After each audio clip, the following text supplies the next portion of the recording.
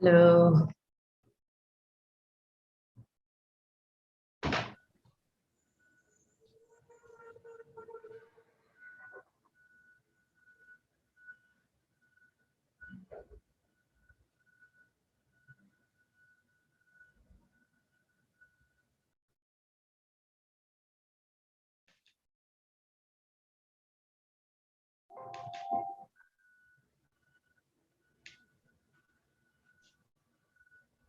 Good evening, good afternoon, good morning, everyone. I guess we should go ahead and start because we have a lot of ground to cover, and these have tended to run long in any case, which is wonderful because it shows the level of interest in all of these webinar topics. Am I okay to go ahead and get us started? Yes, I think so. Okay. Again, good evening, good afternoon, good morning. I'm Evelyn Tennant. I'm an associate of Global Migration Policy Associates, and I'm one of the founders and a steering group member of the Climate Migration and Displacement Platform. The platform is one of the co-sponsors of the People's Migration Challenge, who are coming together for initially this webinar series. This is the 5th and final webinar in our initial series. The sponsoring organizations are GRFDT, the Migrant Forum in Asia, MFA, Alianza Americas, PICUM, the Cross-Regional Center for Refugees and Migrants, and the Civil Society Action Committee. We're hoping that this series will mobilize civil society in the year between now and the first International Migration Review Forum, which will be the first time at a global level that the Global Compact for Safe, Orderly, and Regular Migration is reviewed. But we're also hoping that civil society will reflect on and mobilize around the real priorities for a migrant rights agenda at this time. Through the pandemic, coming out of the pandemic, mobilizing in difficult circumstances when borders have been closed, when access to social services has been curtailed, and when migrants have been suffering particularly strongly due to loss of work, due to discrimination, due to it being impossible to move and take up jobs or necessary to return, for all of the reasons that have been discussed in the previous webinars.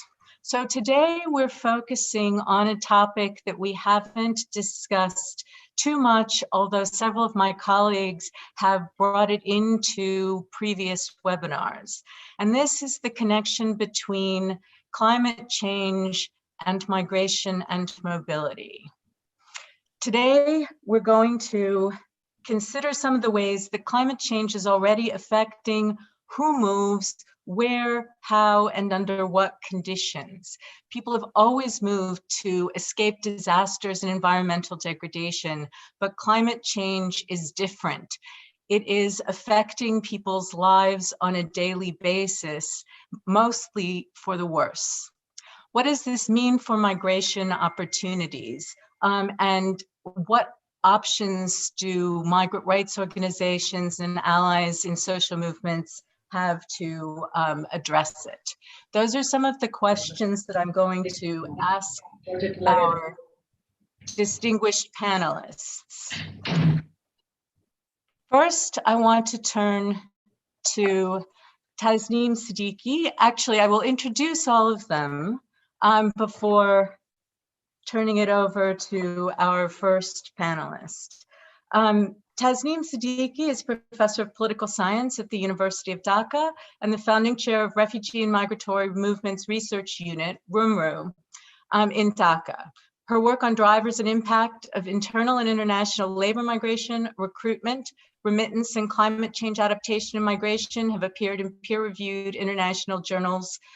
She's led the drafting of Bangladesh's National Overseas Employment Policy in 2006 and was a committee member that prepared the draft of the Overseas Employment and Migration Act of 2013.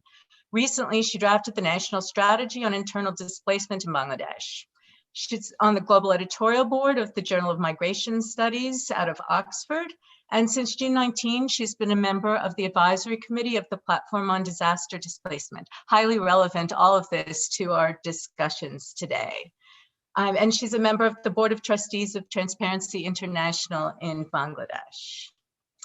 Next, we will go to Jean de Cunha, UN Women's Senior Global Advisor on International Migration. Dr. de Cunha is UN Women's Senior Global Advisor on International Migration based in the Regional Office for the Arab region in Cairo.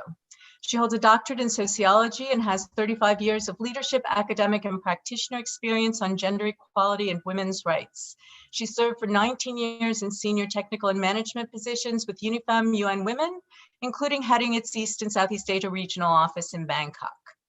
Her internationally recognized expertise includes labor, migration, and trafficking, gender and disasters, sexual and gender-based violence, and women in peace. She's written extensively on these for UN publications, Indian and international journals, and the mainstream Indian press. Next, we'll go to Her Excellency Lucy Doxbacker, who is IGAD Head of Mission to the Republic of Uganda and Program Manager of the IGAD Protocols on Free Movement of Persons and Transhumans. After that, we'll go to Ileana Monterosso, who is scientist and at the Center for International Forestry Research, CIFOR, coordinator of gender and social inclusion research at CIFOR.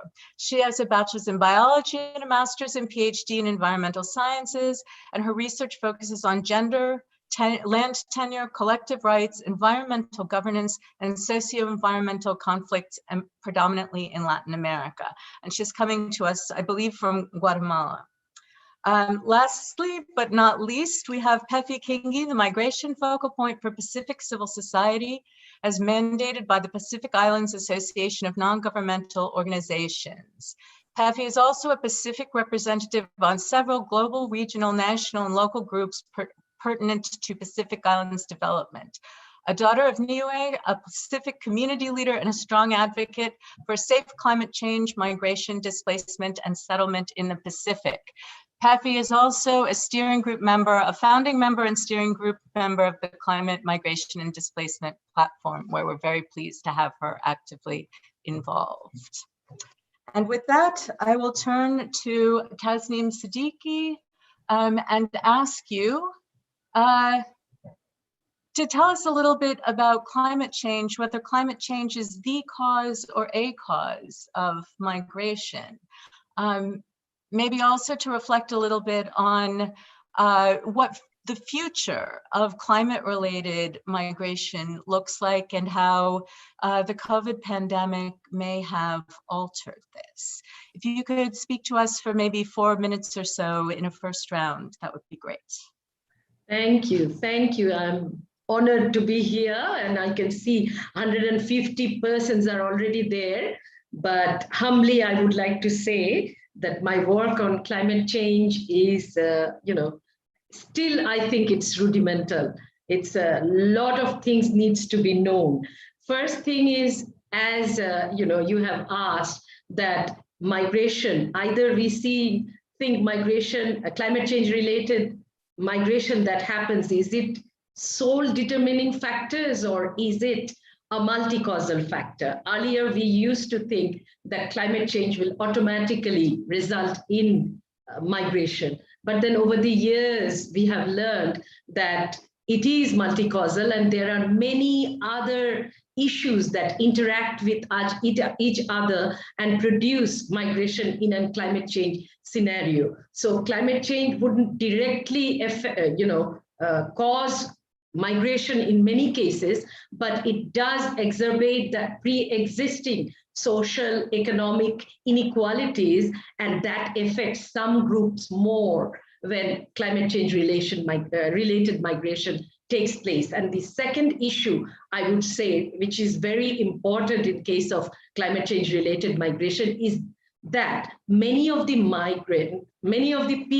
people do use climate change migration as one of the adaptation tool, whereas national policies, state level policies would like to see migration as a failure to adaptation.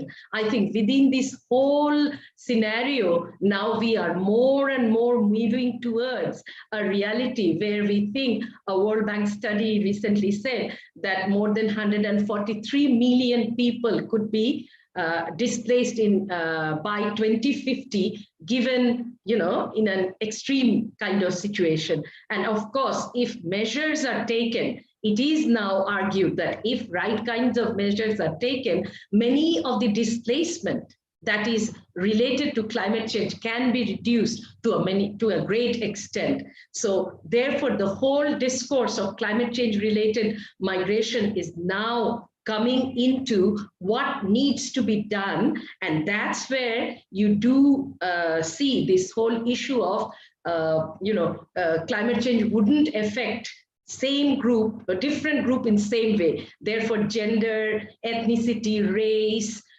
geopolitical scenario, all these things has to be taken into consideration to see what type of effect will take place on which type of group. And that's how policies, national policies and other things has to be framed. And given the whole COVID situation, if you see that COVID, the way it affected the migrants in different destination countries, they borne the highest, brunt of COVID-19, then think of just add another layer and think of migrants, migrants who have originated from climate origin areas and then moved to adopt with the changes, and now they are back to their place of origin, and then they don't have job, they don't have any other way of adapting, and it is the stress multiplying situation where climate related migrants again back to square one, and then their multiple stresses are not looked into when we are thinking of COVID situation and all kinds of social protection measures for the population. So I would say COVID-19 has put the climate related migrant into a more sort of distress situation. Since we are not really looking into the issue, we are actually letting them handle the whole issue on their own. I'll stop here. Thank you.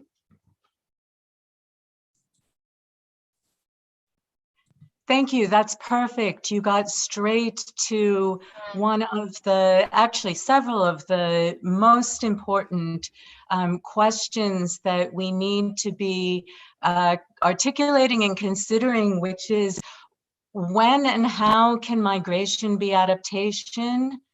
And when is it a failure of adaptation? How do you make sure that migration happens in a way when it is adaptation and when it is not, really some sort of displacement that leaves people without a decent future?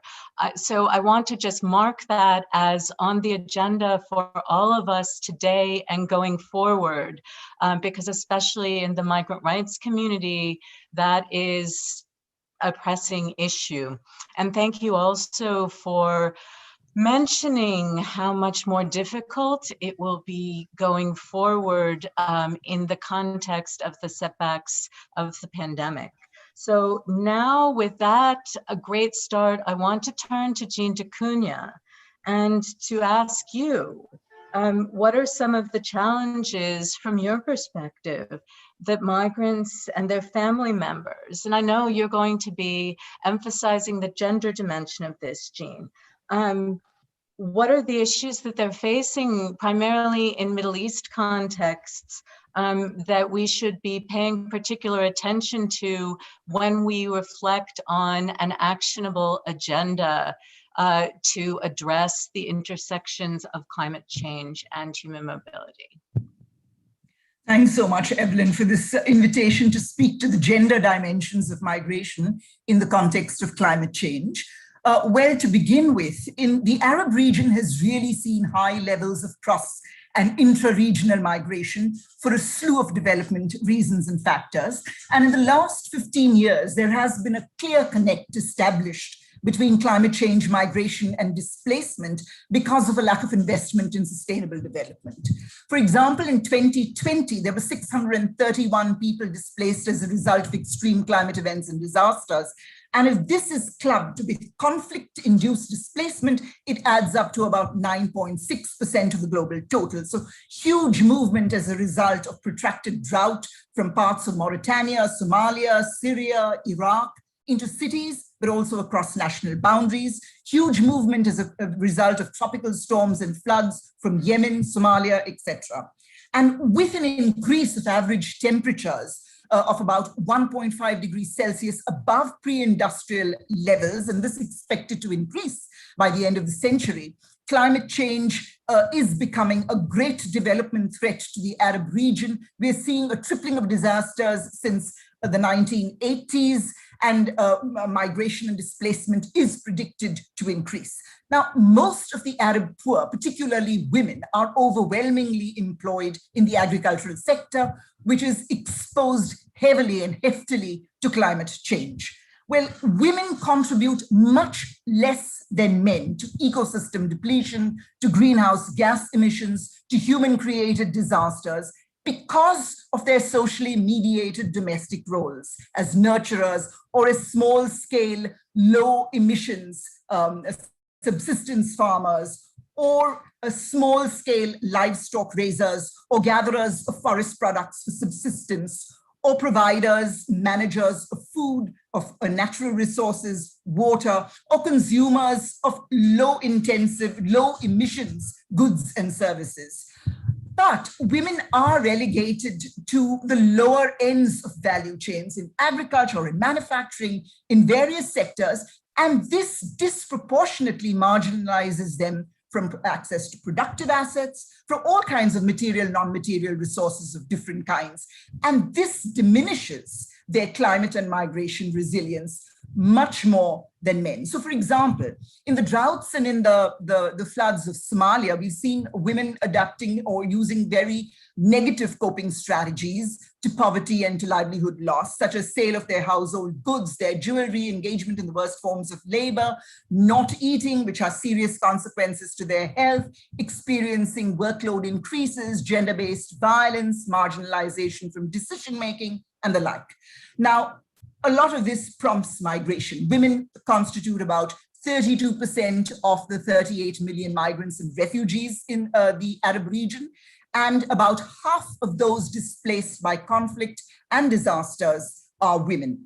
So cultural factors, the level of resources, the nature of the hazard really mediates women's migration trajectories in terms of the length of time, in terms of geographical boundaries, in terms of whether they move alone or with families, or they stay behind with their children. And some of the common concerns that we are all aware of with respect to women migrants are a marginalization from access to information, lack of pre-departure training programs, imposition of restrictive policies for out-migration, which render them very susceptible to traffickers and to migration agents, fewer and decent and legal jobs for women, lack of assets to move, and therefore they are trapped in debt bondage right from the beginning. The kafala system, which is very important in the Arab region and ties a worker's entry, stay, residence to a particular employer, and often turns the worker undocumented when she leaves an employer or flees an abusive situation,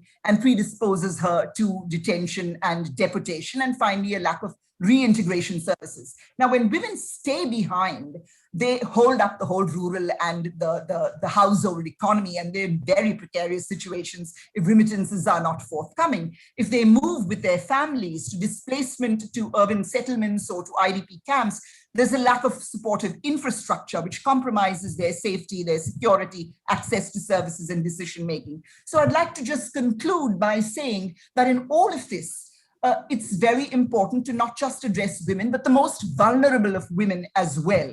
That's older women, chronically ill women, women with disabilities and the like, and the need to focus on women, not just as victims, but also as agents, as subjects, bringing their local knowledge of ecosystems, their attributes, their skills, leadership networks to bear on the situation of stress and to transcend it. And we need to build in their capacities. Thank you.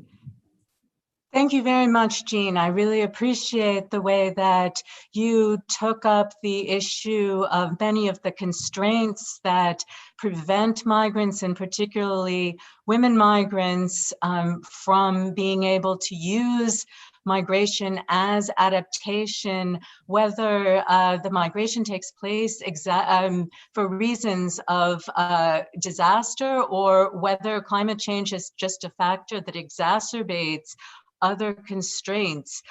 This is incredibly important, but what I liked even more was that you ended up by bringing in the issue of women's agency and the need to develop policies that empower them. And I think that goes to making migration something that could be more adaptive and ensuring that there is protection. So I think that that will make for a very good transition to hear from our next speaker, Her Excellency Lucy Doxbacker from IGAD, who will perhaps tell us a little bit more about the situation in the IGAD region in the Horn of Africa and East Africa. Jean touched on some of the conditions in Somalia, but if you could say a little bit more about the challenges in the region, and especially how the free movement protocols are going to be useful in a regional approach to overcoming these.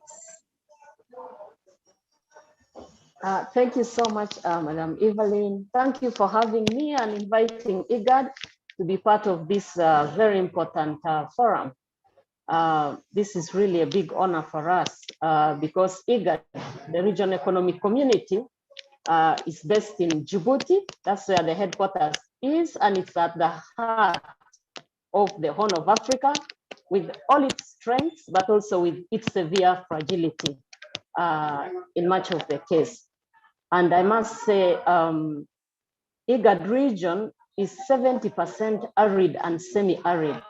So that in itself gives us an indication that the issue of climate change is very important. It's very important to the core of the survival, adaptation mechanisms, resilience of the 270 million citizens of IGAD region. Please, distinguished moderator, I would like to request to switch off my my screen so that I can have better strength of my internet. The work that we've started in the IGAD region is a build-up from making relevant the continental migration policy framework. So we have the regional migration policy framework, which puts migration at the heart of our work, because we realize IGAD region is a region on the move. And the issues that have been highlighted by the previous speaker regarding the level of vulnerability of moving persons or migrants are the same that I would just kind of build up on. Now, the challenges of migrants in the IGAD region range from legislative vacuums, policy challenges, institutional weaknesses, overall governance challenges or limitations, because the region has experienced a lot of climate change effects. On one hand, severe heat, floods, mudslides, drought, and therefore you realize that you can actually observe that climate change and migration are very closely, actively linked, and actually citizens exhibit that behavior in which climate change is seen as one of the drivers of migration in IGAD region.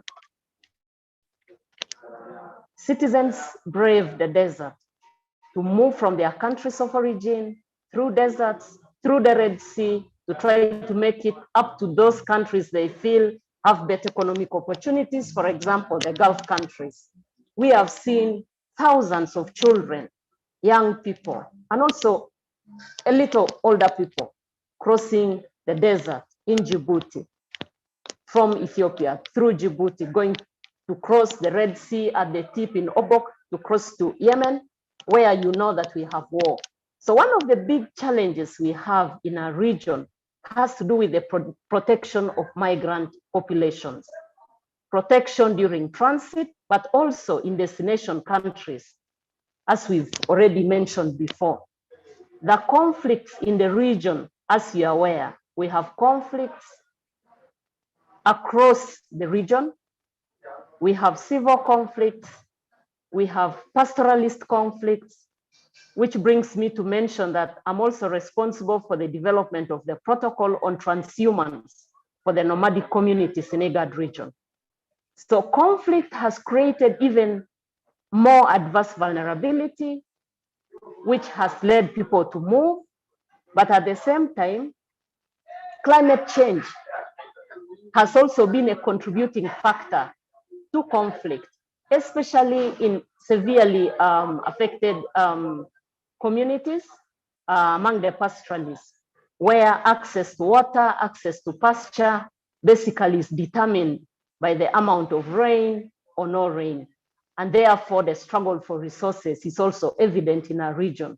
And therefore, you see climate change playing a big role there.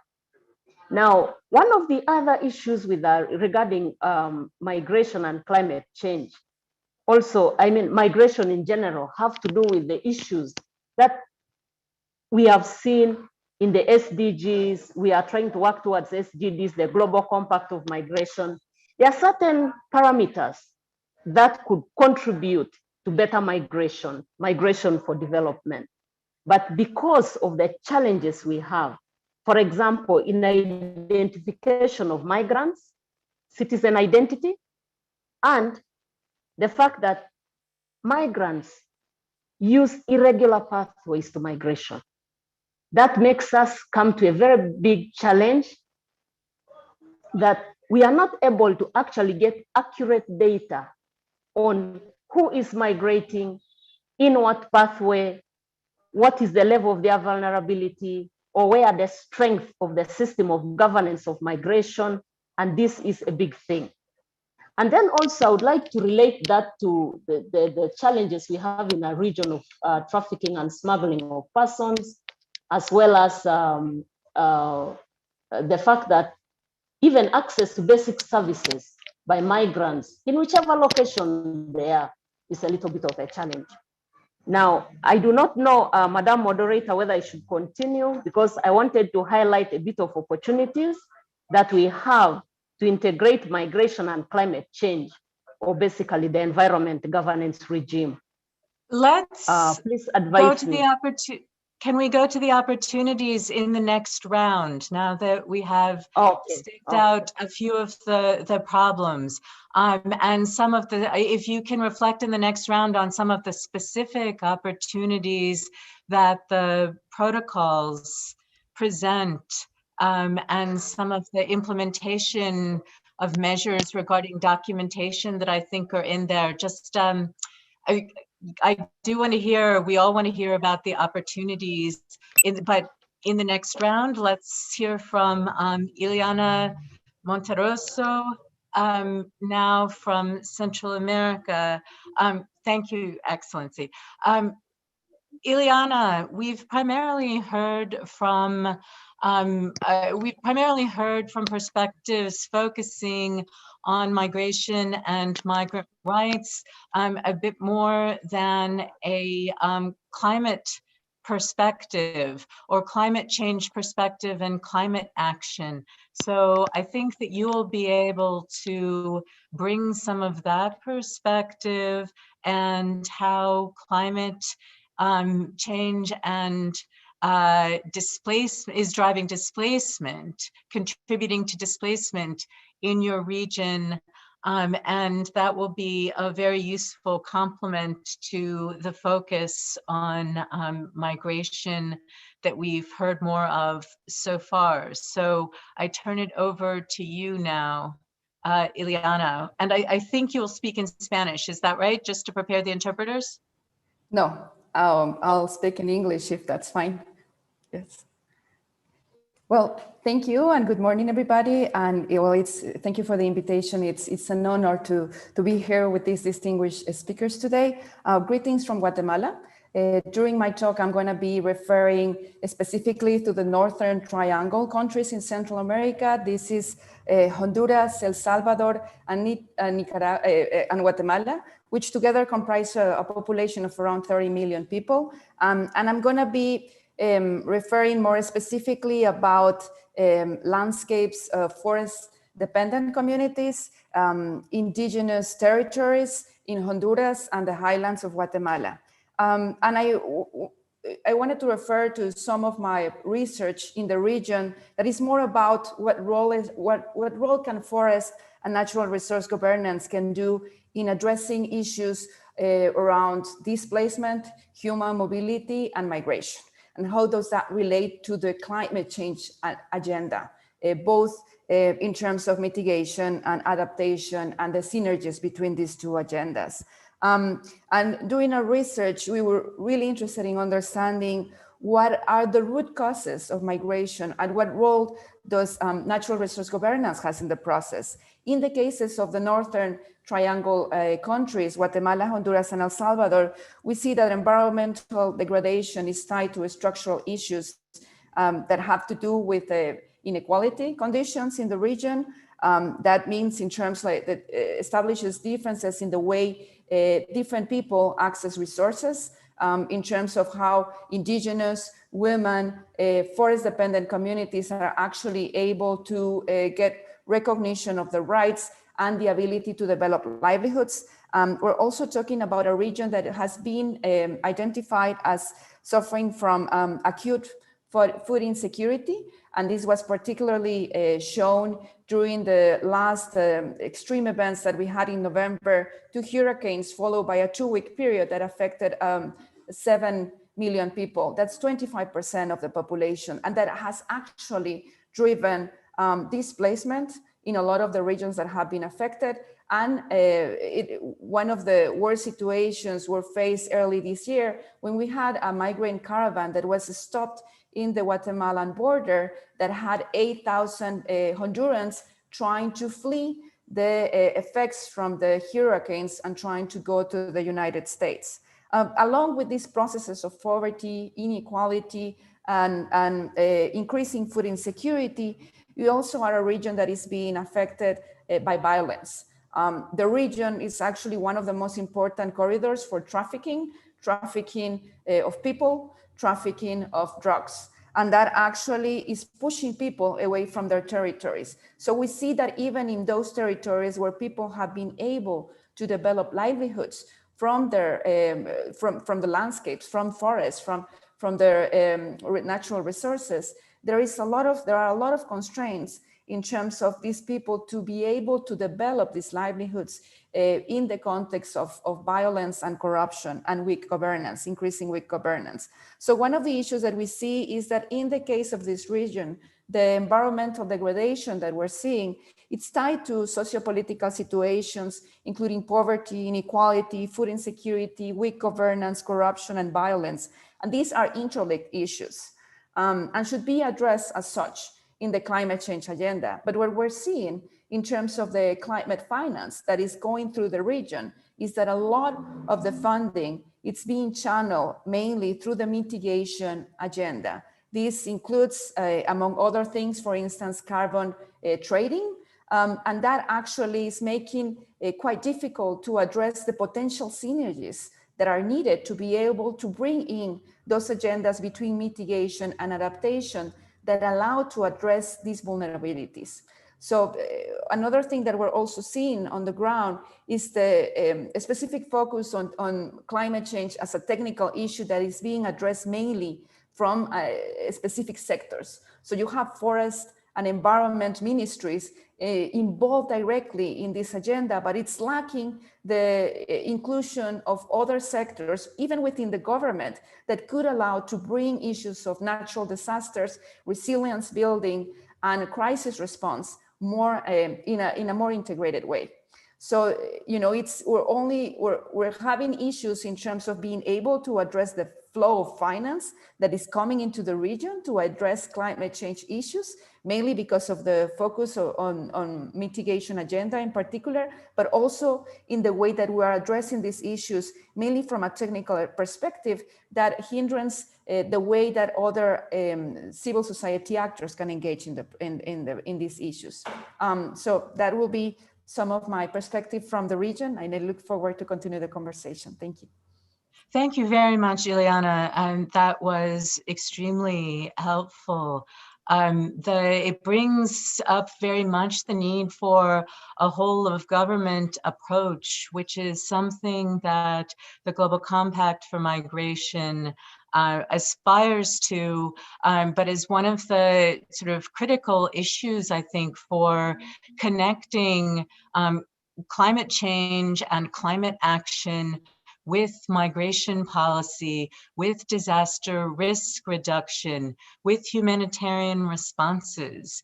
In addition, I particularly liked the way that you brought up the need for a holistic response that connects mitigation to adaptation, that addresses the ways in which adaptation could be, but currently isn't, sort of being used to prevent environmental degradation. And in fact, some of the mitigation efforts may actually be causing environmental degradation. So very much appreciate the holistic approach, whole of government approach. We could say whole of society, since we're mostly civil society here today. And I hope that the other speakers will pick up and reflect on some of those issues as we go into a second round. But to complete perspectives, we're not capturing all regions of the world. We're missing much of Africa, South America, North America, and have not really covered Southeast Asia. I won't go into what we're missing, and we'll get to in subsequent discussions, I hope, but we do need to hear from the Pacific Islands perspective, and I'm pleased to turn it over now to Pefi Kingi. And Pefi, I will ask you, I think from a Pacific Islands perspective, the question of whether migration is adaptation and when migration might be adaptation, what that must look like, is hugely important to Pacific Islands people. And so I'd like for you to reflect on that.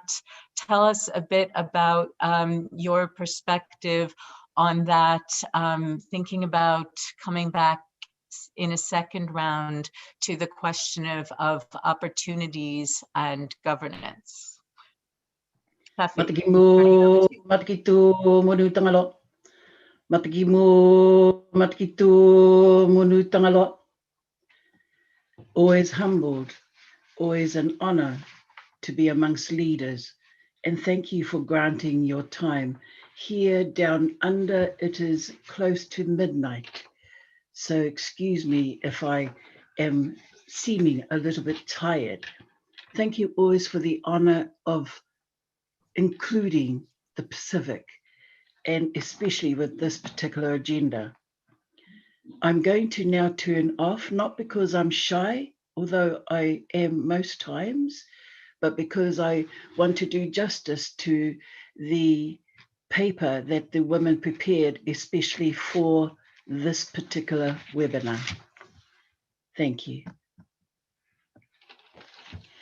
You may or may not know that the Pacific is indeed a region that has long been characterized by substantial migration flows. And so in recent years, it has seen an increased diversification of this migration, which includes temporary and seasonal labor migration, but especially climate change migration.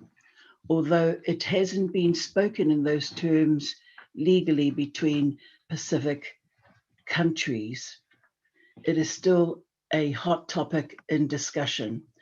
This then are some of the challenges that the women's groups that met just for this particular webinar want to put to you.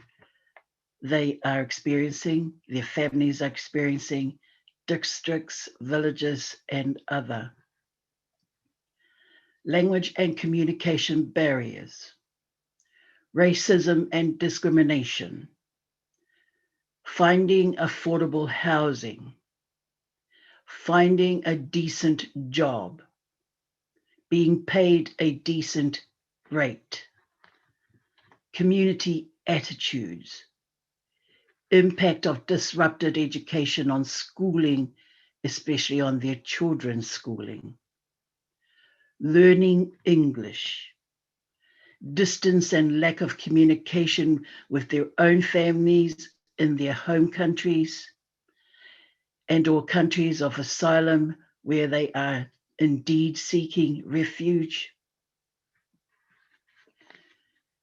especially those who have suffered conflicts, i.e. domestic violence, family violence, sexual violence, other forms of violence.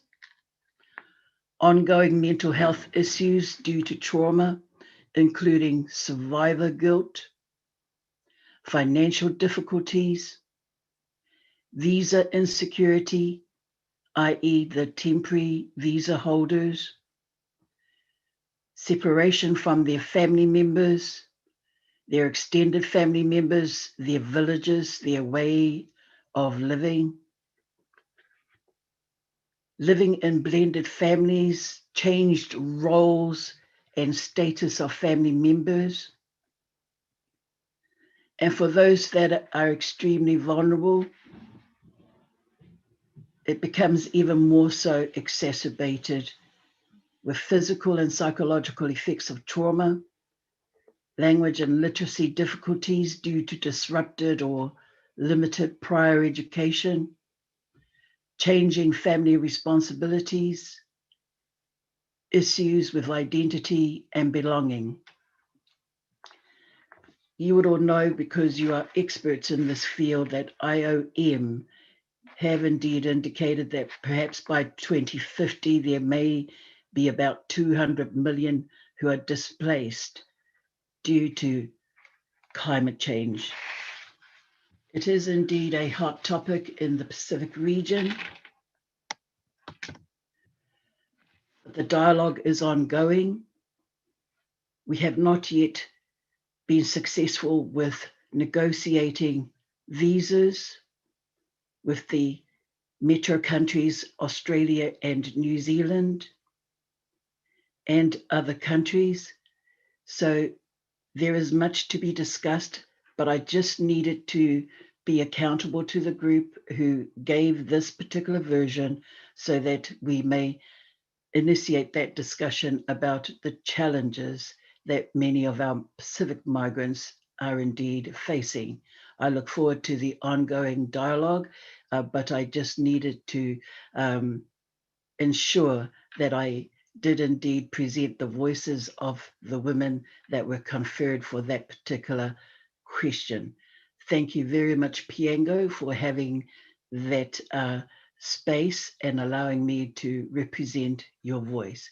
Thank you, and back over to you, our moderator. Oh, and by the way, so pleased about Samoa. Go Samoa. Go Samoa.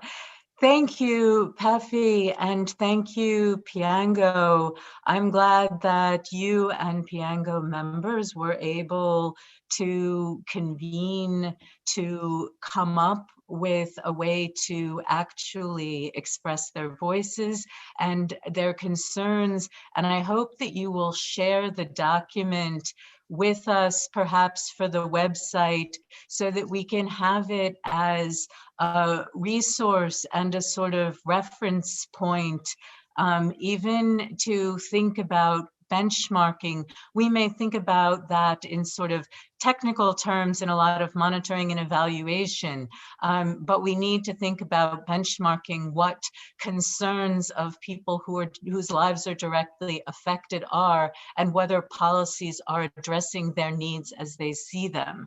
And so I think that that would be very useful for us to do. Thank you very much for that opening presentation. And now I think we'll go to a second round, probably quickly, just sort of getting all of our brains activated around perhaps opportunities.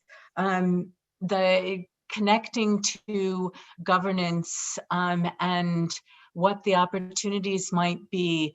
Perhaps I'll go to Jean DeCunha first in this round and ask whether you might have some concrete examples of government practice where gender, climate change, and migration have actually been addressed together in a joined up way.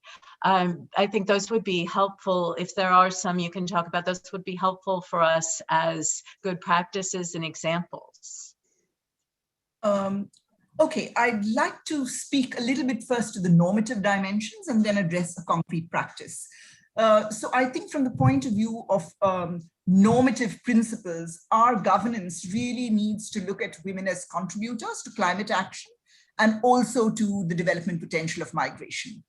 To move out of national sovereignty, security, law and order, morality, reactive paradigms, to adopting a gender equality, women's rights approach to migration, and to building gender responsive climate resilience, focusing on the least protected women. Thirdly, we need to move out of siloed approaches to look at migration and climate change disasters as linked agendas rooted in sustainable development.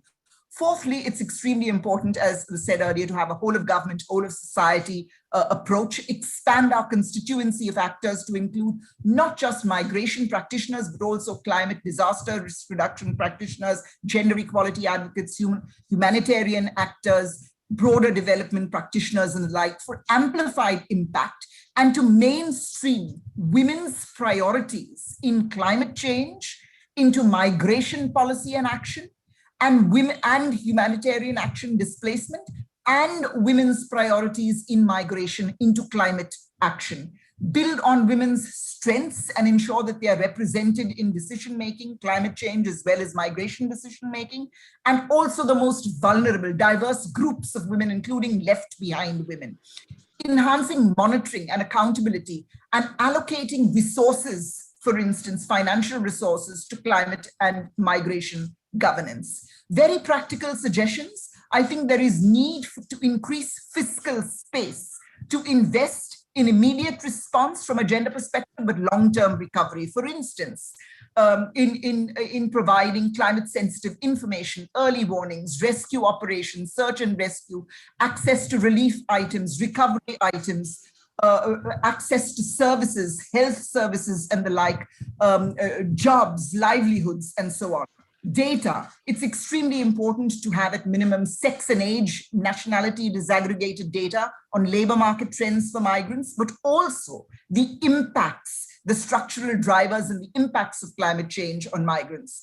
Job opportunities in countries of origin, which speak to climate sensitivity or climate resilience and mitigation, adaptation activities that also produce livelihoods for people.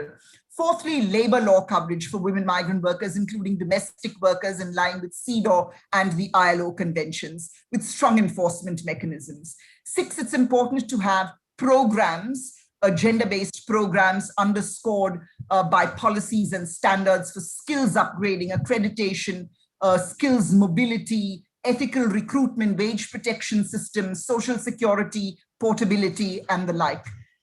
Very important, liberalization of immigration policies, to lift restrictions and bans, to have open border policies, to dismantle the FALA system, to have violence laws actually addressing all migrants, undocumented migrants in humanitarian contexts, as well as in normal times, to speak to eliminating racist, sexist othering of migrants and to speak to alternatives to detention. A very concrete example of government good practice addressing climate change, migration, and gender is perhaps Somalia. When in 2017 they had a national drought, it was proclaimed a national emergency. They had their recovery and resilience framework, which actually took a whole cross-sectoral approach. So the prioritized sectors were agriculture in its full, comprehensive, holistic, framework, infrastructure, industry, WASH, and the like. The priority groups were very much the Sendai framework groups, migrants. So they talked about cash for migrants, livelihoods for migrants, reconstruction, relief items for migrants, health services for migrants, and the like. Gender was seen to be a very critical issue, so women were very much included.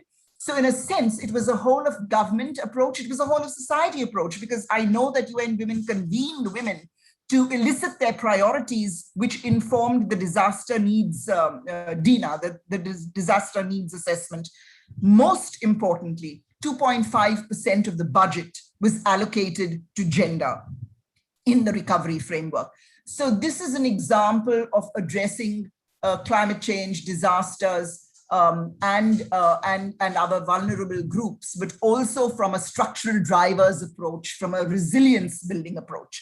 And the other example I have of government good practice, and I'll stop, it will be brief, is the Ministry of Agriculture in Morocco.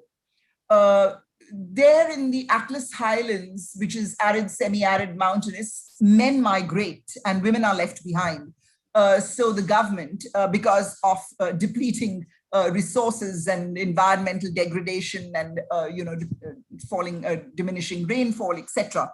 So the government has expanded the area under cultivation of particular ecosystem preserver plant called the cactus pear. So it not only provides nutrition, not only provides medicine or has medicinal value, but it's also value-added production of oils and creams from this particular cactus pear, which has enhanced women's livelihoods. So there I see a connect between building climate resilience and migration. These are women from migrant households who have been left behind. Thank you, Jean. It's good to see a positive connection instead of the kinds of cross purposes and incoherence that we do often see. So I think that I will see whether Her Excellency Lucy Doxbacker wants to come in, since we were just speaking a moment ago about, or Jean D'Acunha was just speaking a moment ago about Somalia, and to talk a little bit more about that region. And then I think maybe going to Ileana and Pefi, and then having Tasneem Siddiqui finish our second round with reflections on whatever aspects of the conversation so far seem sort of most appropriate. We'll then go to a few questions, but just to prepare the speakers and also to prepare the floor, the audience, if you have particular questions or would like the floor, we'll have just a little bit of time for interventions. But right now, Your Excellency, would you like to speak a little bit more about the opportunities the free movement and transhumance protocols offer to address these issues in your region? Thank you so much, Madam Moderator. I'll just mention briefly that for the Horn of Africa, IGAD region, we would desire to achieve the twin objectives of supporting communities to develop resilience, but at the same time offering opportunities of migration to these communities who have been affected by climate change to move or migrate to their places of choice in a regular fashion, in a regular manner, where they are protected, where they are supported, and they can meaningfully contribute to their families, but also contribute to the national economies of member states of IGAD region. that said, we have migration priorities. And these priorities, if they are given positive attention by governments, if they are developed, I believe that these priorities will enhance the capability that migration has to strengthen community resilience, citizen resilience to adverse effects of climate change. And these priorities include enhancing access to basic services by migrants who move, trade, improving our data on who is moving and from where they are moving, because we're also a region which is suffering a lot from post-displacement and mixed migration. We have refugees, IDPs, asylum seekers, like we have 4 million refugees in the region, about 9,000 IDPs in the last statistics. And so these priorities, including effective governance of labor migration, is hoped to increase the resilience, the protection that we are called to migrating populations whenever they decide to move, for economic reasons or when induced by climate change. So we have two protocols. As I mentioned before, 70% of IGAD region is arid and semi-arid. So the protocol on transhumance is an attempt by member states at a regional level to offer opportunities of survival for migrating pastoralist communities. This means that they will offer them protection when they cross their borders. They will offer them access to services of animal health, as well as human health for the pastoralists who are moving, and that they will have identity in terms of transhuman certificates when they are moving, and that they will be able to be provided with security for their livestock and for the persons taking care of livestock. And at the end of the day, they will also, the minimum, be supported in case they want to sell their animals, that they will sell, but not distressed sales, which will bring more vulnerability to households. So this, in a nutshell, is the ideal, is the intention of the transhumance protocol, that member states who have green zones like Uganda and, for example, Uganda, can allow those member states who are vulnerable to severe drought to send in their communities who are pastoralists, and they'll be supported, which is actually happening. And what I must mention is that the pastoralism system or transhuman system of life has been happening even before we put up the framework of transhumance protocol. Then again, the most important, again, is a piece of a regional framework or legislation that we are trying to put up, that is the IGAD protocol on free movement of persons. Article 16 of this protocol specifically addresses the issue of migrants who have moved as a result of disaster displacement. Now, disaster displacement has been mainstreamed into this protocol, again, in recognition of the fact that the region is faced with severe fragility, both from man-made disasters and also climate change. And therefore, the protocol had to pay specific attention to those communities, to those persons who may move as a result of disaster events, or because of who will be displaced by disaster. And that said, what do we foresee will happen to these communities or to these citizens who move because they are faced with disasters? Again, it's a buildup of informal bilateral arrangements that the IGAD region has always implemented to save citizens from their member states who are faced with natural disasters. For example, you recall the drought in Somalia, in Ethiopia, also parts of Kenya, and also Uganda of the 1980s, 2010, we have these cycles of drought, but we also have floods. We have floods and mudslides on slopes of mountain ranges like Elgon, like this kind of bilateral arrangements have worked, but would like to increase that efficiency or increase that cooperation into a regional framework to place it in a regional framework, which actually binds member states to exploit it and, you know, this opportunity and even improve it in terms of the quality of response to support migrants who move as a result of disasters. And I would like also to mention that IGAD has an opportunity to implement activities on disaster displacement as a result of climate change, because we have what we call the IGAD Center of Excellence. It's called the IGAD Climate Prediction and Adaptation Center, ICPAC, which gives us real-time data based on very high scientific and IT evidence, which should help member states to actually respond when we have climate change impacts, severe impacts in the region. And also, we've had resilience programming, which has supported us with early warning, especially on conflict, but also on climate parameters. We've had resilience programs on water management, food security, and supported member states to work on their national adaptation plans.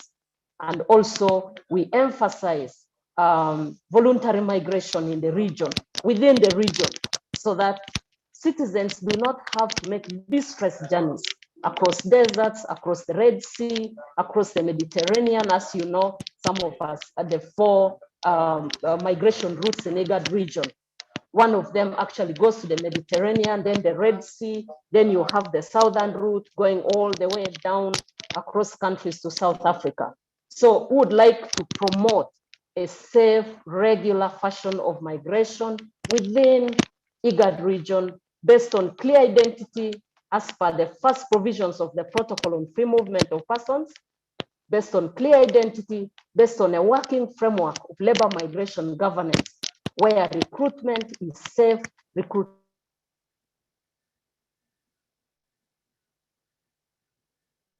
is fair, and recruitment. We know big challenges ahead, but the beginning is quite determined. We are determined in the beginning that we'd like to have this regional framework so that we can then have a working framework that can inform our institutions, but also support citizens to be protected and also to benefit from migration and not be distressed all the time from movement or mobility in the region and beyond the region.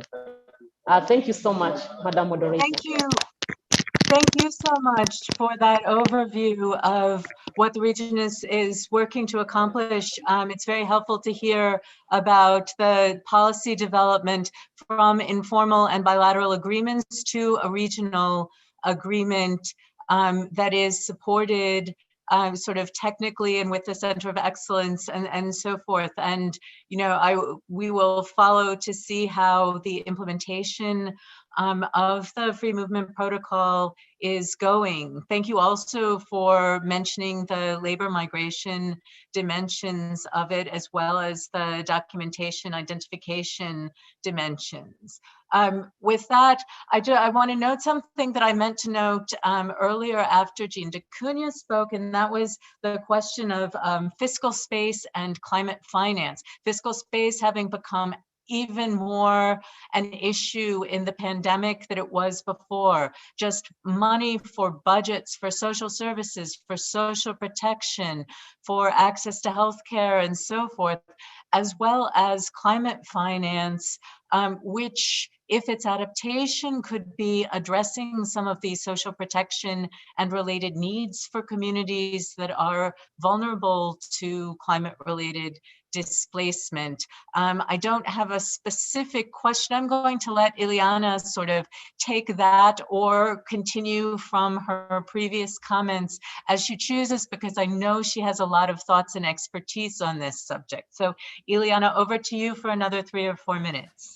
Thank you. Thank you. Thank you for the question. That's actually quite relevant. And in particular for the Northern Triangle countries, it's become increasingly important because there has been discussions, especially from the new US government administration, of the interest of approving a bill for addressing the root causes of migration in the Northern Triangle, mainly because of the increasing worsening conditions of the process. But I do want to link that issue with my perspective of what are some of the actions to address and to build resilience coming from my region, and specifically from my work in these 3 countries. I think one of the aspects that is really important, and that's linked to the fiscal reforms and to the fiscal issues that you're raising, is the importance to start on the ground. It's very important that we start building from the incorporating and building partnerships with civil society and community organizations. And to be able to do that, we need to start from the recognition of rights.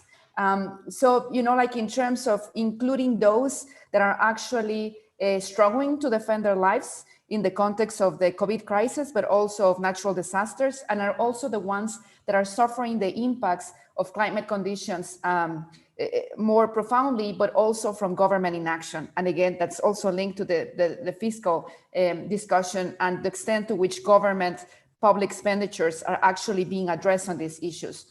From my region, I would like to point to 3 issues that we consider are very important in terms of building resilience. First, we need to invest in reform processes that recognize the rights. And of course, those include incorporating issues of fiscal reform, but are not entirely alone. You know, we need to invest in processes that recognize rights and strengthen the governance institutions. So looking into the type of institutional arrangements that are working on the ground, and you have heard from the colleagues that have spoken before me, you know, of really important examples in other regions, but also, you know, like in terms of ensuring that the funding is being addressed to strengthen those processes. And going through the Northern Triangle and some of the US investment that is being considered is really important for us, especially to strengthen those civil society and community and territorial organizations that can be involved in the process to be able to that sort of funding, because we're talking about more than $500 million, to be able to address the root causes of migration. The second point that I wanted to highlight, and that has also been mentioned before, is the importance of investing in capacity building. And by this are, you know, those not only capacity building linked to, you know, like strengthening livelihoods, but also supporting collective action for civil society, community organizations, territorial organizations to come together and provide those type of tailored context responses that allow us to look into addressing the specific issues that these groups are facing. And thirdly, very important, you know, like in terms of building resilience, we need to guarantee options that enhance livelihood opportunities and allow for scaling solutions. And this was also mentioned by my colleagues before, the need of working across these different scales, starting from the ground, but of course require a coordinated action to be able to work at a regional level and in an integrated way, you know, like across the different regions. Of course, you know, as we have heard from the different interventions, the way the climate change is affecting the regions, it differs across. And it's very important to build from that knowledge and to build from the ground. In particular for the Northern Triangle region, and this is going to be my last point. We're very concerned, of course, about migration, but we're increasingly concerned about displacement and forced displacement. In this context, it's not necessarily linked to conflict, but rather violence. Violence that is rooted in particular in the region, linked to the spread of narco traffic that weakens governance. And it's very important that we're able to trace that type of information and data. That's something that we're missing. And looking across how that type of information, we can learn from what it's being done in the other regions. So that would be my last point. I think it's very important to promote these type of spaces that allow for exchanging experiences and a discussion of responses where we can learn from each other, but we are also able to scale our mobilization efforts in terms of supporting stronger governance agreements across at the national level, but also across regions. So thank you. Thank you very much, Ileana. That was extremely helpful. You mentioned data, and Jean also mentioned data. I think gender disaggregated data, for instance, when it comes to victims of violence or violence as a driver of displacement, is probably something that would be particularly relevant in your region. So that's another sort of actionable point there. You also, in suggesting that we learn from different regions and find options and consider scalability. You didn't mention the term solidarity, but I'm going to bring in sort of solidarity as we are looking towards mobilizing towards the International Migration Review Forum. Globally, that means across a really wide variety of regions and really different circumstances, and regions can all learn from one another, but we also need to sort of appreciate something about the differences in situations in other regions and find ways to sort of bridge this into messages. Ileana, you also mentioned rights. A rights-based approach, I think, is fundamental to all of us. I'm saying this sort of leading up to asking Pefi Kingi for her round of comments on how we might do this effectively, and what you would like the other people from other regions who are on this webinar to know about the situation in the Pacific and what kinds of solidarity you think we can develop to go into a global forum prepared to advocate on a human rights basis. Pefi. Thank you. Due to our distance from the global pulse, as it were, we do rely on our alliances to advocate, if you like, and or support what they have heard the Pacific articulate positions on. It's quite an interesting space to be in at the moment. You will know that the Pacific are intent on not moving from their Pacific homes. However, reality says that they will have to consider it. So they are reluctantly discussing policies pertaining to climate change, migration, and displacement, simply because it has started happening. And but further to that, because of the multiple issues pertaining to loss of land, loss of homeland, loss of sovereignty, statelessness, and other, it has become an extremely emotional agenda. And so there are many who are not wishing to address it just yet. It is also a spiritual agenda, because how do you forsake those that you have buried who belong to your lineage?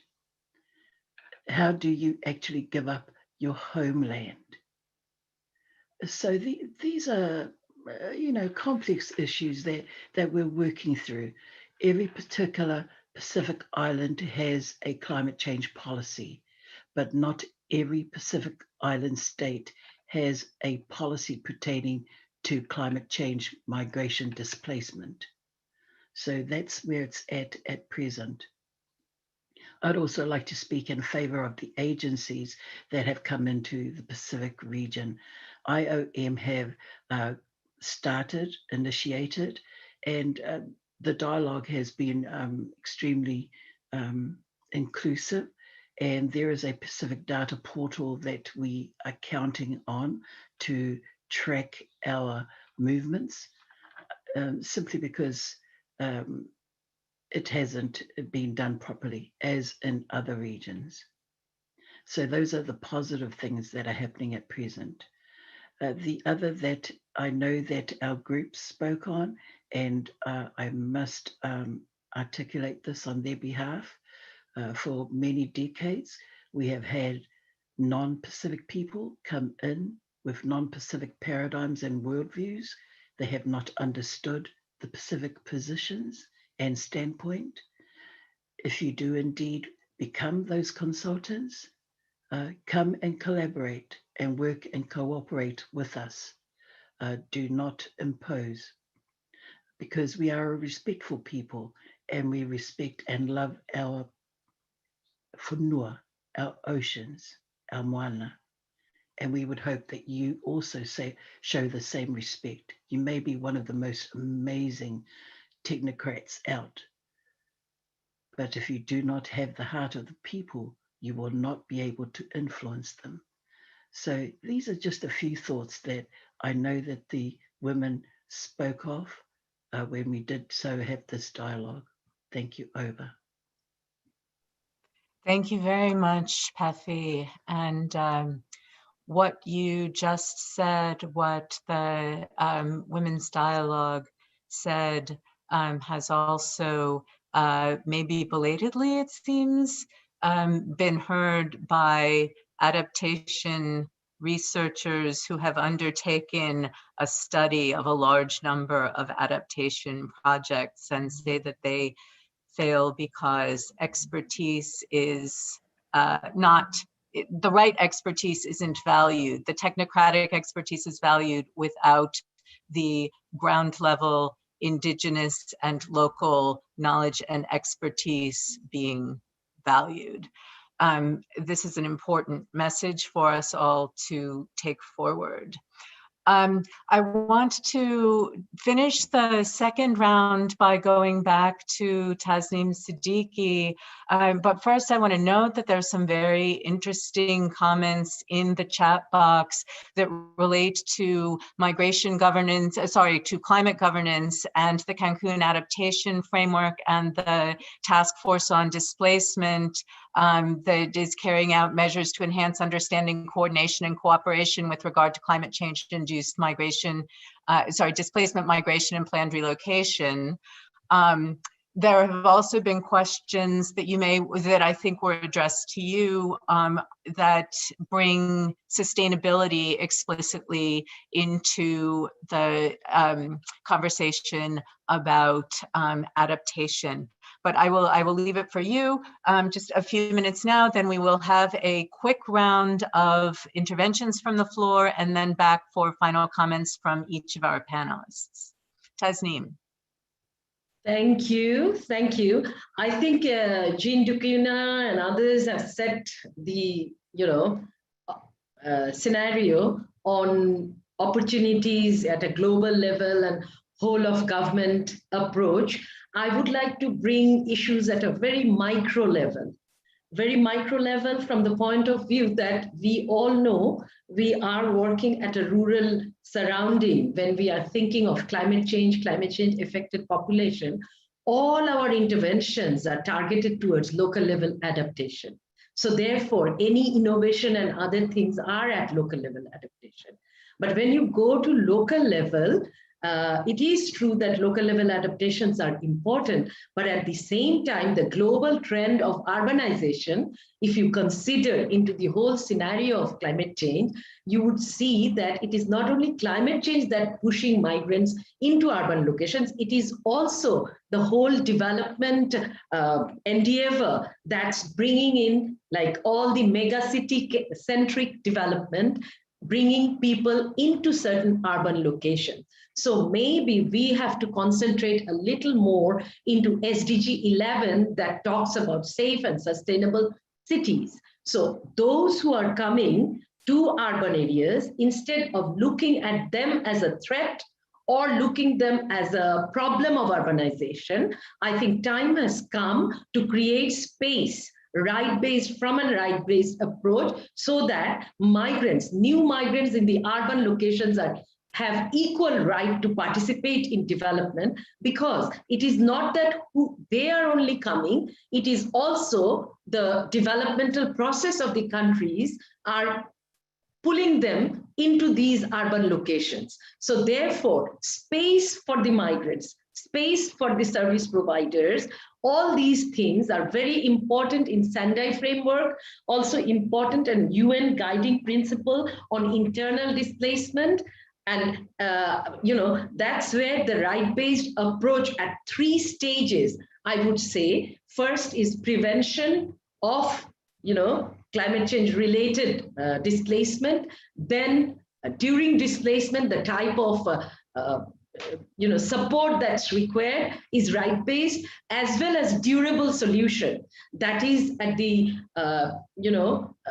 when someone has moved, either they can go back to their place of origin, and then also if it is not possible, then local level integration or else relocation.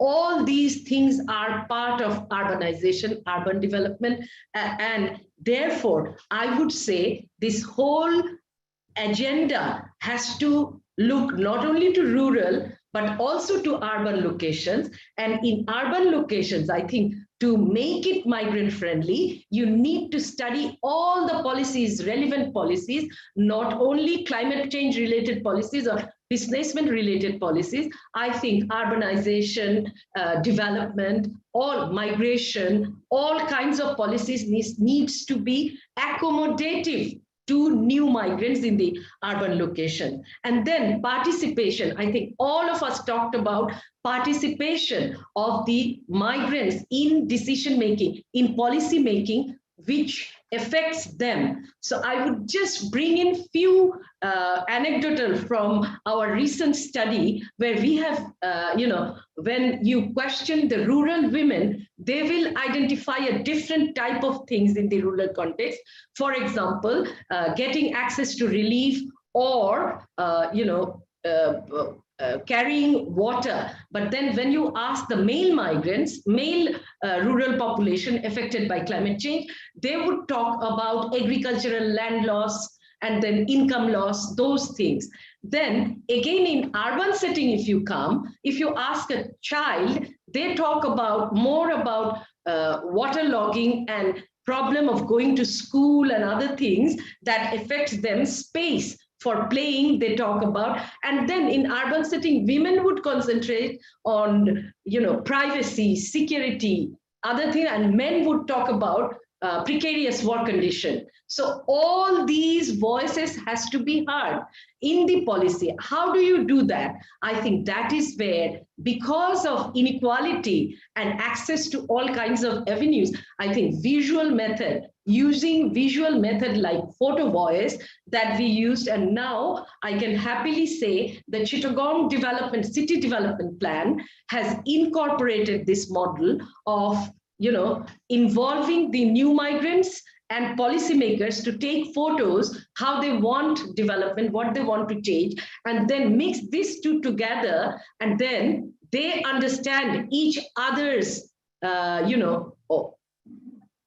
priorities, and then you frame the policy based on that. I think that it is a long-run process, but then these are the ways when you can bring climate affected people very much into the center of the policy. And then again, this whole urbanization policy has to be changed, and then decentralization of urban growth center, and then taking people, work close to people and create connectivity. So invest in large scale projects like connectivity, like urbanization into other areas instead of mega city development. So growth of secondary cities. So all these things should be part of climate change adaptation.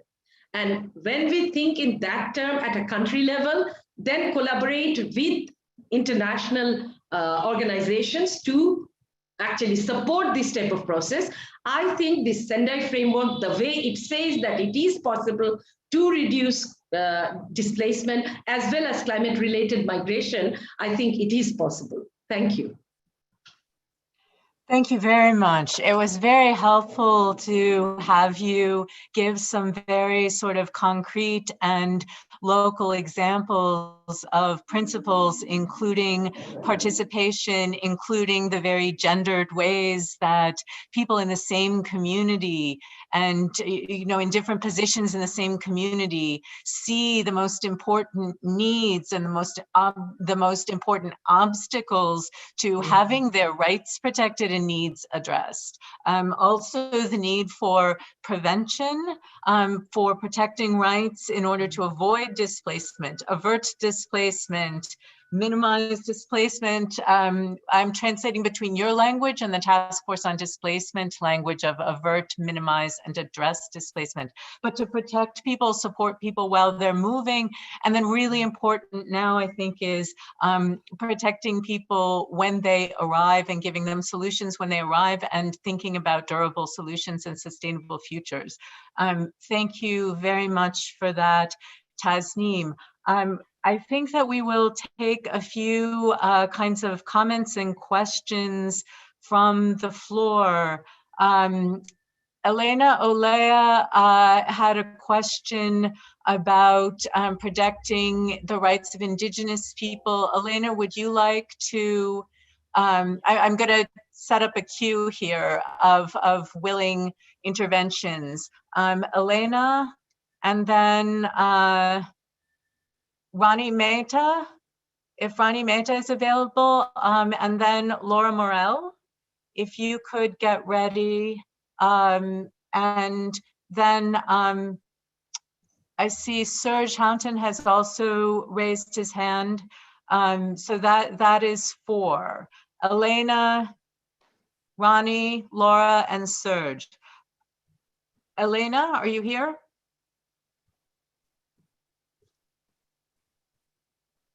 Elena Olea? Yes, sorry, I wasn't able to unmute myself.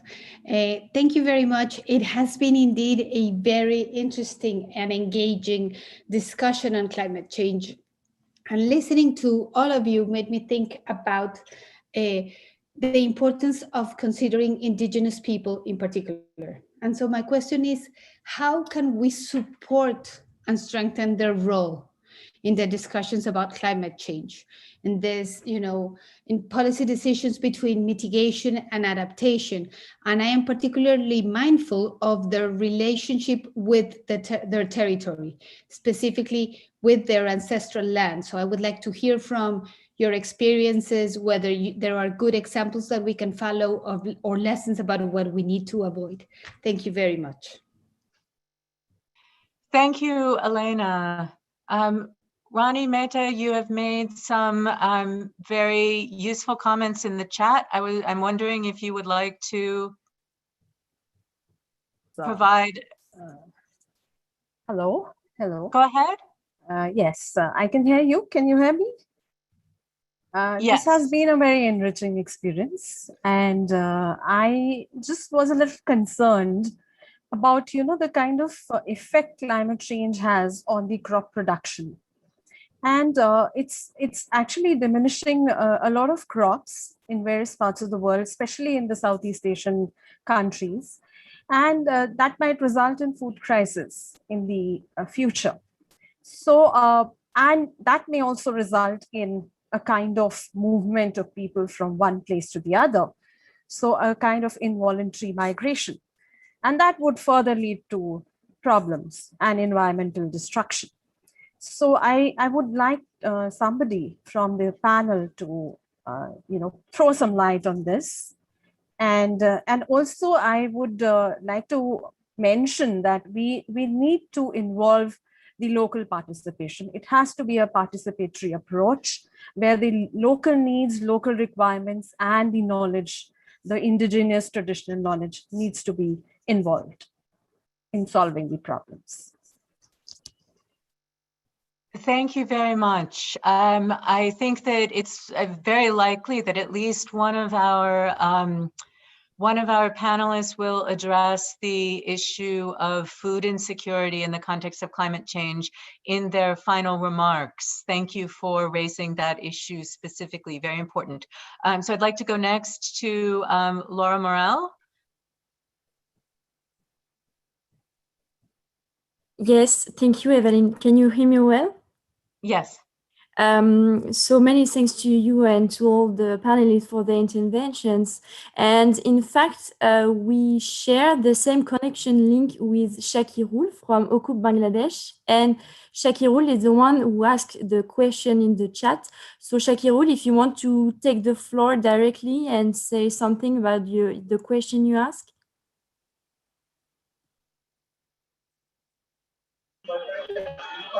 Hello, can you hear me? Yes, thank you, Shakiro.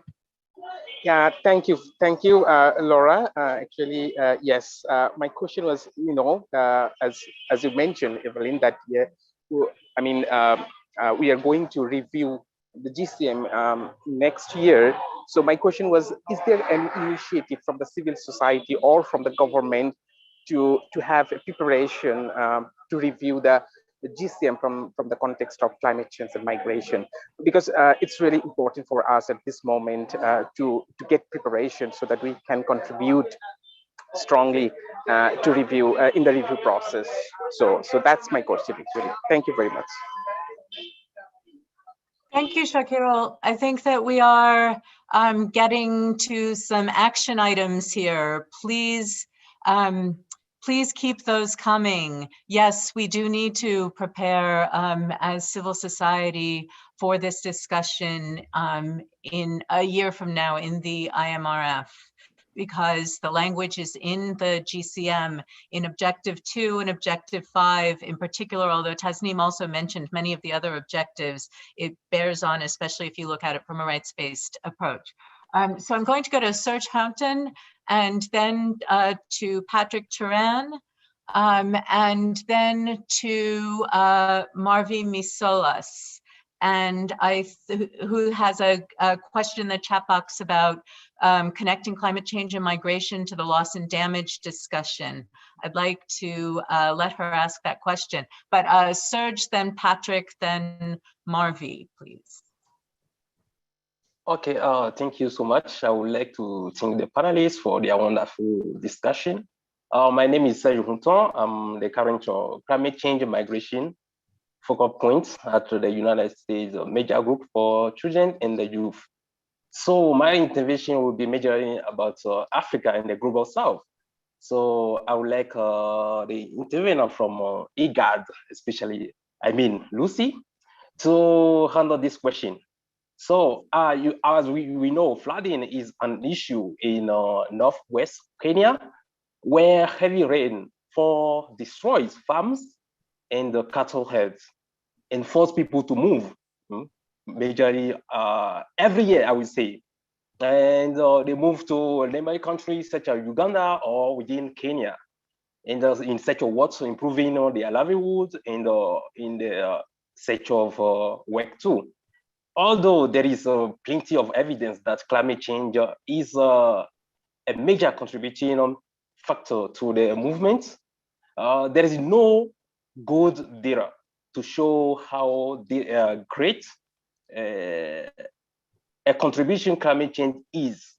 I would like now to ask what the international community do to improve data collection in the northwest Kenya or other rural, let's say rural area, unrepresented in the global south for evidence-based policy design. From that, I will also, as she said so far, she said that they are trying to design a policy that will help those forced migrant to settle in host country or host community.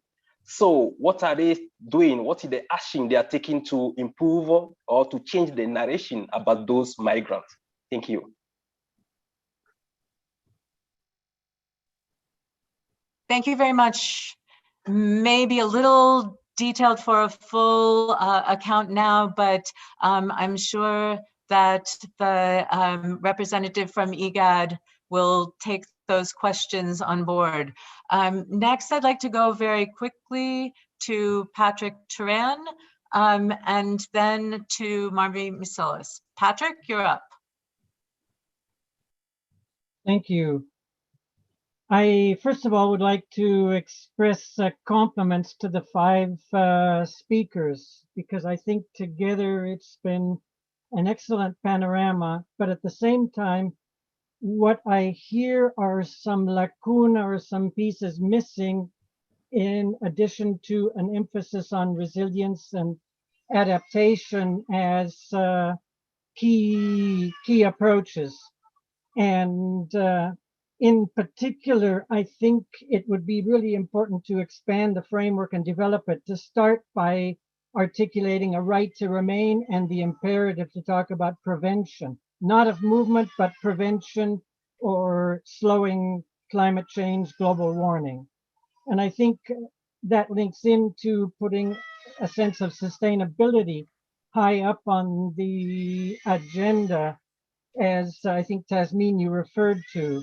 And here I want to draw on Perfy's comments, but in particular to some work that's gone on in the Pacific area already for a number of years, of trying to find ways to support communities to stay in place as long as possible, even if it means leaving islands for a few months during periods of high storms, and then being able to return. And moving on from that, it is being very clear that we don't want to talk about, I don't think we should talk about prevention of movement, because Trump's wall, the wall in Israel and elsewhere, are very good examples of what people mean, or what states mean, when they want to talk about prevention of movement. In our case, I think, or in the case of a rights and people-centered approach, we need to be emphasizing, as I said, a right to remain, and a right to remain, or to remain as close to where people's roots, or as an African saying goes, to where their umbilical cord is buried. And I think that goes back to expanding on, Evelyn, you just mentioned avert and minimize. I think we need to develop that and really highlight that, because I think for all of us, the notion of remaining, the right to remain, is important. And that also means the right for people who have gone somewhere else to remain rather where they are, rather than being subject to deportation, detention, and exclusion. Thank you, Patrick. That's very helpful. I mean, I think that we agree. I assume that most people on this call would agree from a rights-based perspective.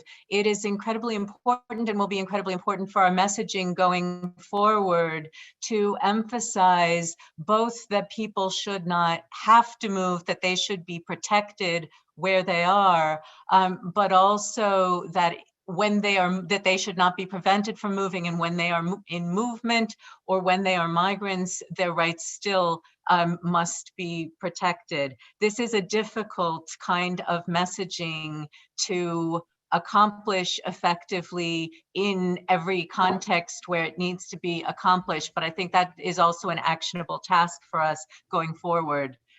In both climate governance spaces and migration policy spaces. Marvi, I'm going to give you the last word from the floor, and then go back to the panelists for some concluding reflections, responses to the comments, and questions. Thank you, Evelyn. I just would like, I think, to include the discussion, the loss and damage discussion with migration and climate change. I think this is one area that I think always get the last mention in terms of this. So yeah, I'd like to hear, I think, from our panelists what, how they are incorporating this in terms of following up this discussion. I think we need to call more on the development states. Thank you. Thank you, Marvi. Calling on development states brings the question of climate finance, not just mitigation finance. We've already talked about the need for there to be a better balance between mitigation and adaptation, but beyond that also loss and damage finance, displacement, including what requires planned relocation is generally recognized as loss and damage. But if we think about how even most so-called voluntary migration may be undertaken under great constraint, especially in situations of food insecurity or loss of livelihood, that people are moving because they have little choice to stay, but it's very costly for them to move. Is this loss and damage? This is something that I think we need to be sort of asking and strategizing together about, again, in climate spaces, climate policy spaces, and migration policy spaces. And I'll just note that while developed countries haven't been as forthcoming as they need to be by a very long measure in climate finance, there is a lot more climate finance than there is funding for, say, implementing the GCM. With that, thank you very much for raising that. I think that that is a good intervention from which to go back to each of our panelists for some concluding reflections and remarks. I think I will start here with Pefi, then go to Ileana, then Her Excellency Lucy Doxbacker, Jean DeCunha, and again, I will let Tasneem Siddiqui have the last word.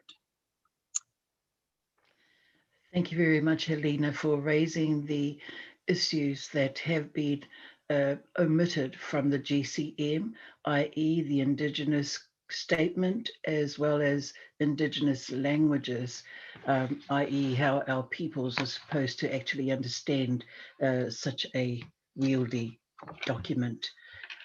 You know that this is a hot issue for the Indigenous of Hawaii, Maori, and the Torres Strait Islands who sat around our little table. They were extremely passionate about it. If there is a way that any of you activists and other can actually insert or ensure that there is a conversation around the concepts of Indigenous rights, and in particular ancestral lands and Indigenous languages, that would be extremely welcomed and most appreciated. I'd also like to speak with you, Patrick. We must have the same ancestors who speak of the umbilical cord and how it is, when it is buried in the land, you are indeed connected to the land. You know, this is going to be an ongoing discussion because there are not many metropolitan countries that have yet laid out the carpet. About a few years ago, James Shaw of the Green Party, New Zealand Aotearoa, actually came up with the Pacific Refugee Humanitarian visa, and he wanted to test run that. But of course, then the Pacific leaders actually put that to rest and put it to the side because they didn't want to discuss the issue at that time. Likewise, Australia has had a bit of noise from civil society pertaining to a need to develop a Pacific visa for the climate change displaced. That is still an ongoing dialogue. So hopefully these dialogues will come to some fruition and grow some legs in due time. But otherwise, to the peoples, the amazing organizers of this particular platform, thank you for always inviting Pacific to be part of the dialogue, and to you out there, always maintain that Pacific has a position on climate change, and we also want to be part of our own solutions. If you could help us towards that end, then you are just an amazing, liberating, transformative activist leader. We thank you for that. That's my last word. And thank you also, Madam Moderator. Bosu. Thank you so much, Pefi. Sorry it's so late there. I hope you will hang on for the next 15 minutes. And just in case any of you can't hang on for the next 15 minutes, want to mention that we will be coming back roughly every 8 weeks for discussions in slightly different formats, but we'll touch on each of the 5 priority topics and hope that everyone will come back for the next climate change discussion as well. We need to keep this going. There is so much that has been brought into the conversation today, but there is so much more to discuss. Some of the things that were only touched on incredibly cursorily, like food security and loss of livelihoods. So I'm going to go now to Ileana, thinking that she might also have a response regarding measures to protect the rights of Indigenous people, protect from displacement, and just in general in the context of climate change. Ileana. Thank you, and thank you all for your comments and your questions. There is a lot of ground that we still need to cover, and of course, you know, it's really important to have these spaces of discussion to be able to advance and to learn from these discussions. One of the issues that I wanted to raise, especially in regards to rights, is the fact that so far it seems that the discussion of right-based approaches are coming from human rights approaches, and also there is a lot of ground, especially from work around climate change, that is coming from territorial rights approaches. I think that we need to bring these together and to be able to learn from those. As I mentioned, you know, like from our research, and I'm talking from that perspective, it's really important to look at what's going on at the territorial level. There are some responses. There is a lot of action already and actions that are ongoing at the territorial level from which we can learn in terms of the importance of the recognition of rights and addressing issues around participation, as has been brought up in your comments, but also the fact that even though rights and participations are important preconditions, they are not enough. As we have been discussing, people are not migrating or being, you know, like moving from their territories because they want to. They're being forced in some of these cases. So we need to address issues of opportunities. And for that, we need to go beyond rights and make sure that we are promoting transformation, as well as, you know, just being brought up by my colleagues, you know, like in terms of going to empowerment. And by this, you know, like it means that we need to look into issues of rights, but also issues of agency, resources, and capacities.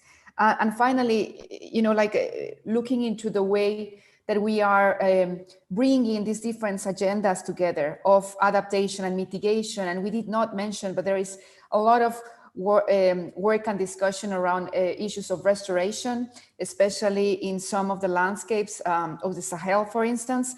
We need to start looking at what are the synergies where we can bring these issues together and how they are addressing issues of migration, but also the trade-offs. In these processes, who's winning and who's losing, and making sure that nobody is being left behind. And, you know, like that means approaching that disconnect between these technical approaches behind the way the climate change agenda is being brought up in some policy spaces, and bring governance issues and more the type of issues that are coming from the ground. So bringing those territorial voices as well. Thank you, Evelyn, and thank you, everybody, for your comments and your questions. Thank you very much, Ileana. I think it was very powerful the way you just gave an expression of leave no one behind. It can't be sort of technical adaptation solutions that the poorest people cannot afford, that won't be able to protect them from becoming displaced. Thank you very much. That was very useful. Now turning to Her Excellency Lucy Doxbacker from IGAD, please.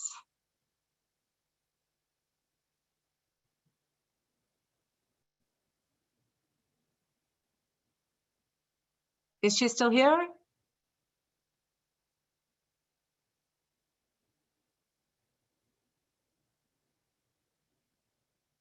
I'm not sure whether you're here. If you're here, you're on mute. in that case, Jean, if you could give us some of your final thoughts and comments, reflections on what you've heard.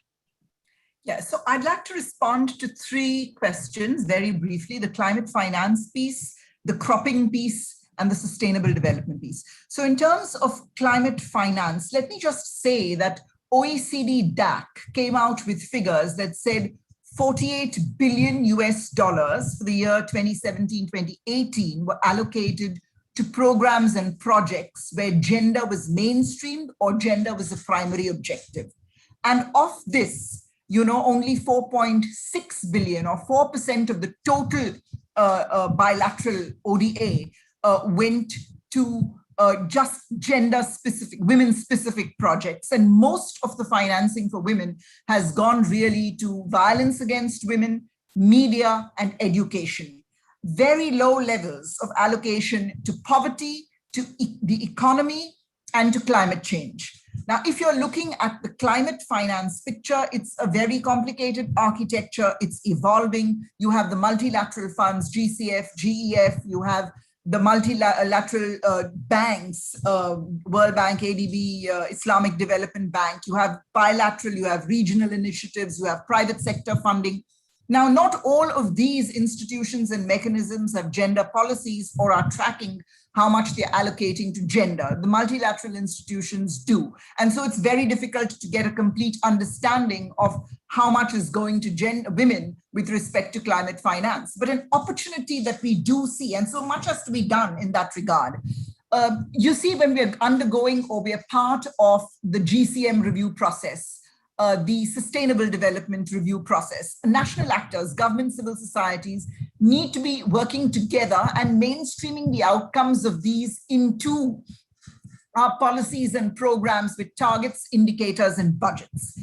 And there are 3 good examples that one has. Nepal, Canada, Morocco, they have been working at the national level on gender responsive budgeting in the climate space. And there's huge opportunity here to link climate and DRR and migration with budgets allocated, with finances allocated, expended, tracked, etc. So that's one question I wanted to respond to. With respect to cropping, I just wanted to say yes, because of climate change, you're seeing devastation of crops, you're seeing new kinds of crops, nutritional values being affected.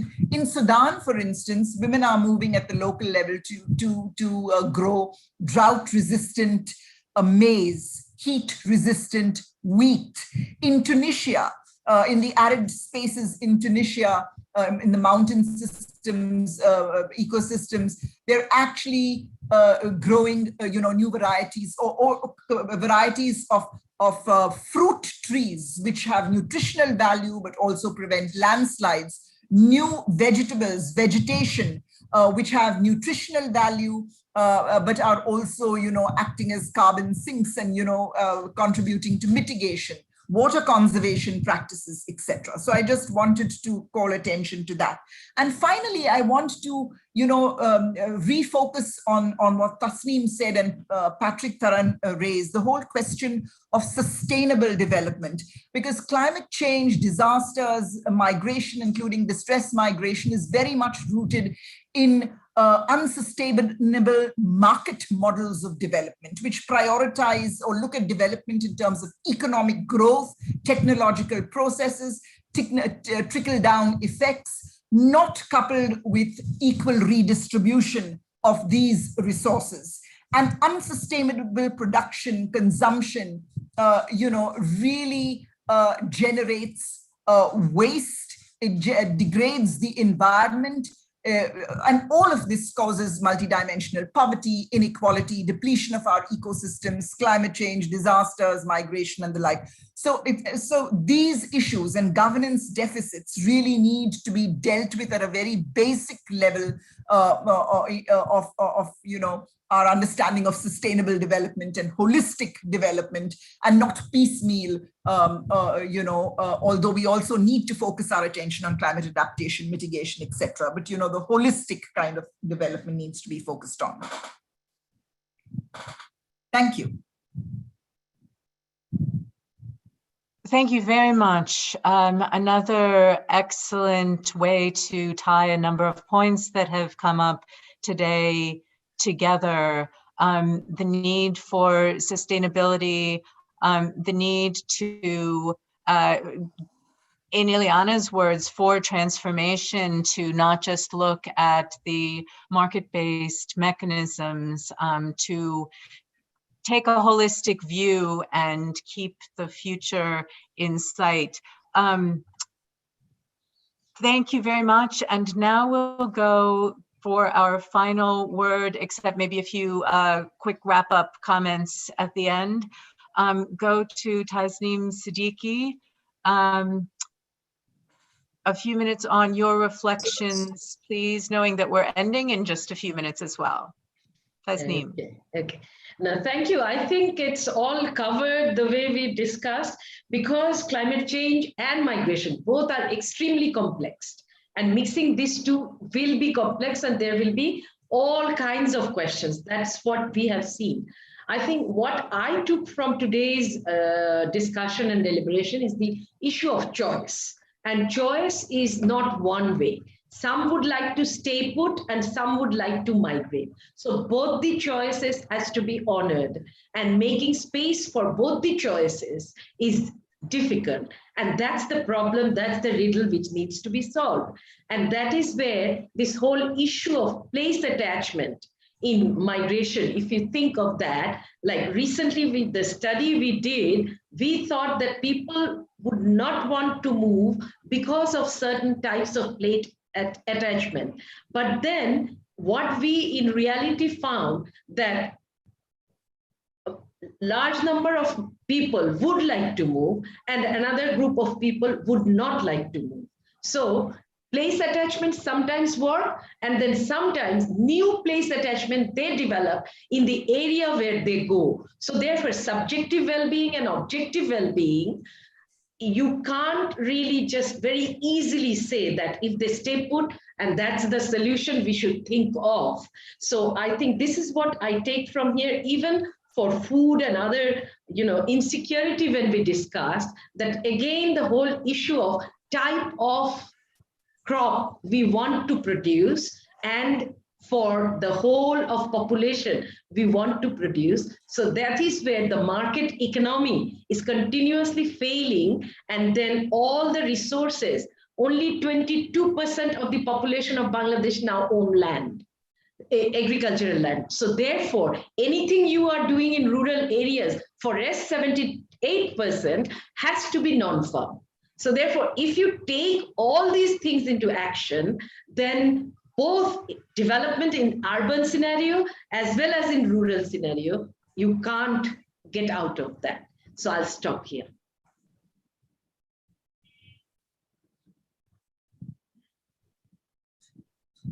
Unmute. Thank you. Sorry about that, everyone. Thank you so much, Tasneem and Jean and Ileana and Lucy and Pefi, all of you. This has been an extremely rich conversation, and it's too bad that we have to end now, but I want us to sort of think about some of the action points about messaging on staying if you want to, and being aided to move if you want to, if you need to, and for everyone who's moving to be supported, have their rights protected. Thank you all for so many rich conversations. I hope maybe in the future we can talk more about both the climate governance and the migration governance and how to better bring them together on sustainability, on what's adaptation, on loss and damage, on, all of these things. It is starting to happen, I think, both in the UNFCCC, in the WIM, and in the Global Compact implementation.